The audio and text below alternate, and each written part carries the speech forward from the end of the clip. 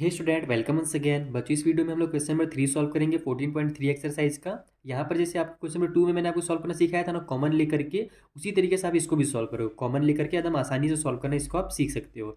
इसलिए मैंने आपको शुरू में ही बोला था कि आप ना अलग अलग फैक्टर करने से अच्छा है कि एक ही बार कॉमन लेना सीख जाओ और उसको कट करना सीखो। तो डायरेक्ट जब आप कट करना सीखोगे तो आगे चल कर देखो आपको जो क्वेश्चन दिए हो ना वो उसी तरीके से दिए हुए हैं। तो अलग अलग मेथड सीखने से अच्छा है एक ही मेथड सीखिए, कॉमन लेने वाला मेथड। वो आपको आगे चल करके आगे क्लासेस में भी काम आएगा। तो चलिए इस वाले क्वेश्चन को कैसे सॉल्व करना है मैं आपको कॉपी में समझा देता हूँ। उसके अलावा जो मैंने प्रीवियस वीडियोस बनाए हैं या जो मैं आगे की वीडियोस बनाऊंगा उनका लिंक मैंने आपको नीचे डिस्क्रिप्शन बॉक्स में प्रोवाइड करा दिया है, आप वहां से जाकर के उनको देख सकते हो। तो चलिए अब जल्दी से इसे अपन सॉल्व करना सीखते हैं। तो देखिए ये हमारा पहला क्वेश्चन है जहाँ पर 10x माइनस 25 को डिवाइड देना है 5 से। सबसे पहले तो अपन इसको डिवाइड के फॉर्म में लिख लेंगे, फ्रैक्शन वाला। तो ये हो जाएगा मेरा 10x माइनस में 25 डिवाइड बाई में 5।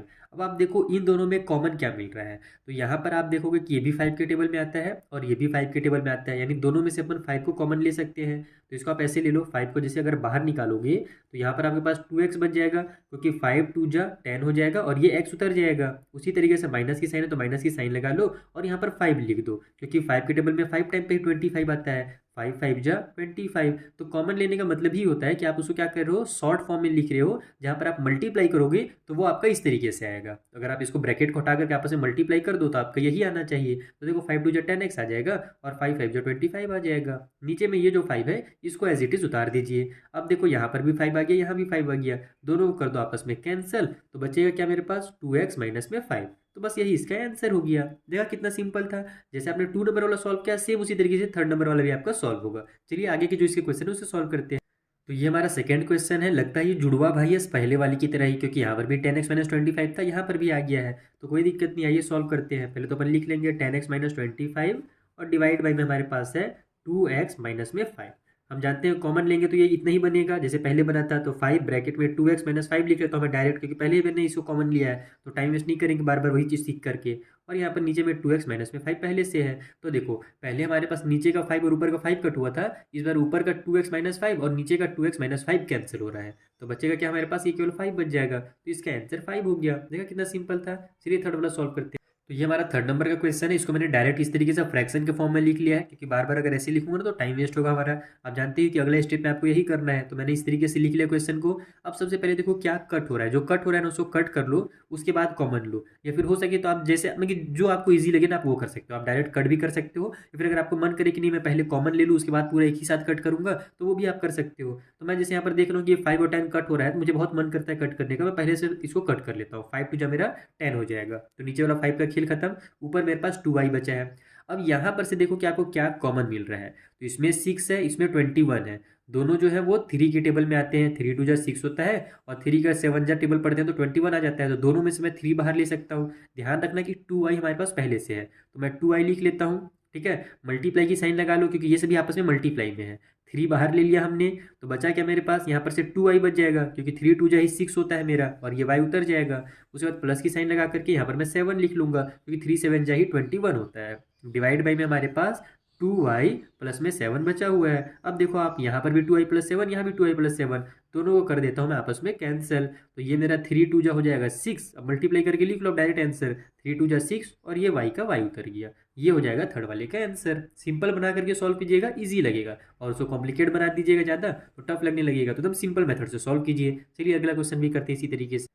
ये हमारा फोर्थ नंबर का क्वेश्चन है, जहाँ पर इसे अपने को डिवाइड देना है इससे। तो पहले जैसे मैंने आपको बताया कि जो कट हो रहा है पहले आप उसको कट कर लो, ताकि आपका जो है ना एक एक्सप्रेशन, अलजेब्रिक एक्सप्रेशन, वो थोड़ा छोटा दिखने लगे। तो जैसे मेरे को ये 27 और ये 9 आपस में कट होते हुए दिख रहे हैं, मैं कट कर लेता हूँ। 9 1 जा 9 हो जाएगा, 9 3 जा 27 हो जाएगा। उसी तरीके से नीचे भी एक्स वाई है, ऊपर भी एक्स वाई है, तो मैं कट कर लेता हूँ। नीचे का एक एक्स से ऊपर का एक एक्स कट जाएगा, ऊपर में 2 थे तो ऊपर में 1 बच जाएगा, ध्यान रखना।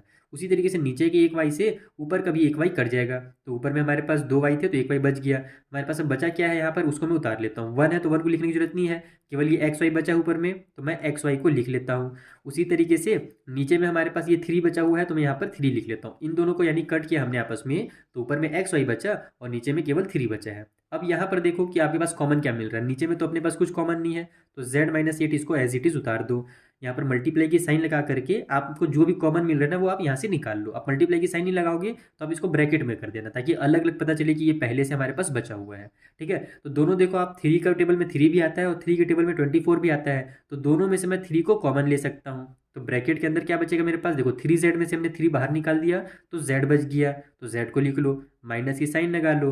अब 3 के टेबल में 24 कितने टाइम पे आता है, तो 8 टाइम पे आता है, तो यहाँ पर मैं 8 लिख देता हूँ क्योंकि 3 8 जा 24 होता है। देखो यहाँ भी z माइनस 8 आ गया, यहाँ भी आ गया, दोनों को कर दो आपस में कैंसिल। उसी तरीके से यहाँ भी 3 और यहाँ भी 3 है, तो ये 3 और ये 3 भी आपस में कैंसिल हो जाएंगे। बचेगा क्या हमारे पास, x और y, तो बस इसको x y को उतार दो। ध्यान ये रखना ना कि प्लस में अगर यहाँ पर ये रहता +3 करके लिखा रहता तब इसको मैं कट डायरेक्ट नहीं कर सकता था, ये सभी आपस में मल्टीप्लाई में, इसीलिए पूरा पूरा कट हो जा रहा है। तो बस ये x y इसका फाइनल आंसर हो जाएगा। चलिए नेक्स्ट क्वेश्चन सॉल्व किया जाए।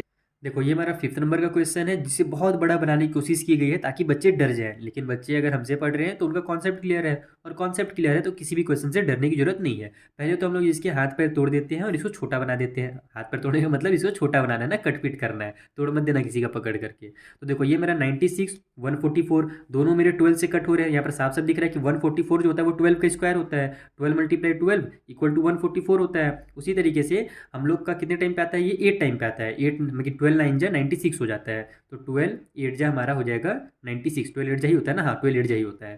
तो इसको मैं 12 से दोनों को कट कर सकता हूँ। बाकी आप छोटे नंबर से कट कर सकते हो, लेकिन उसमें एक्स्ट्रा टाइम लगेगा, आपको बार बार कट करना पड़ेगा। तो अगर आपको बड़ा वाला टेबल याद है तो बड़े से कट करो। जैसे देखो मैं 12 से कट कर रहा हूँ, 12 12 जा हो गया मेरा 144, 12 8 जा हो गया मेरे पास 96। ABC नीचे में तो है नहीं, अभी ऊपर में ABC है तो उसको छोड़ दो।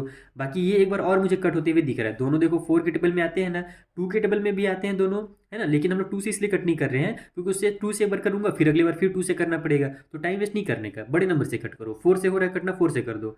4 के टेबल में मेरा 4 2 जा 8 हो जाएगा, और 4 3 जा मेरा 12 हो जाएगा। इतना हमारा कट हो गया। अब इधर वाला जो है ना, इसमें से अपन कॉमन लेने की कोशिश करते हैं। आप चाहो तो इसको उतार सकते हो, नहीं उतारो तो भी चलेगा। ध्यान रखना कि यहाँ पर 2ABC बचा हुआ है, यहाँ पर 3 बचा हुआ है। अब इसमें देखो क्या कॉमन मिल रहा है ना, मैं लिखता हूँ एक स्टेप यहाँ पर, 2A और B और C उतार लेते हैं। दोनों हमारे 3 के टेबल में आते हैं, ये हमारा 3 और 12 दोनों 3 के टेबल में आते हैं, तो मल्टीप्लाई की साइन लगा करके यहाँ से 3 कॉमन ले लो। तो यहाँ पर क्या बच जाएगा मेरे पास, A बच जाएगा। 3A था तो हमने 3 बाहर ले लिया, तो A बच गया ब्रैकेट के अंदर। माइनस की साइन लगा करके 12 था, हमने 3 बाहर ले लिया है, तो कितने टाइम पे 12 आता है 3 के टेबल में, 4 टाइम पे, तो यहाँ पर आप 4 लिखोगे क्योंकि 12 4 जा ही 3 4 जा ही 12 होता है। उसी तरीके से इधर भी आप कॉमन ले लो, यहाँ पर 5 और यहाँ पर 30 है, दोनों 5 के टेबल में आते हैं, तो यहाँ पर मल्टीप्लाई की साइन लगाओ और 5 को बाहर निकाल दो। तो हमारा अगर 5 बाहर निकल जाएगा तो 5B में से यहाँ पर B बच जाएगा, माइनस की साइन के साथ यहाँ पर 6 बचेगा क्योंकि 5 6 जा ही हमारा 30 होता है। अब नीचे में जो जो बचा हुआ है उसको उतारो आप। तो यहाँ पर 3 बचा हुआ है, मैं 3 को उतार लेता हूँ, ठीक है।